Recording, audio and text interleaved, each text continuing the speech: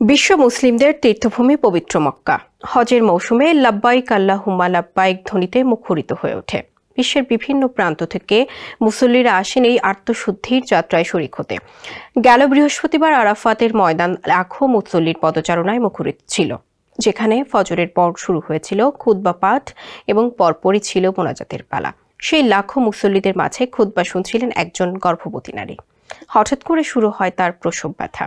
এমত অবস্থায় দেশটির একটি বিশেষায়িত মেডিকেল টিমের সাহায্যে সুস্থ এক ছেলে শিশুর জন্ম দেন সেই নারী।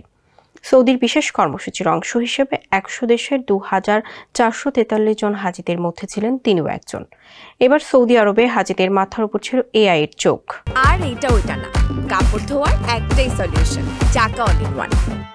হজযাত্রীদের সুবিধার্থে সব ধরনের মানবিক ও প্রযুক্তিগত সম্পদের পাশাপাশি ছিল বিশেষায়িত মেডিকেল টিমের ব্যবস্থা।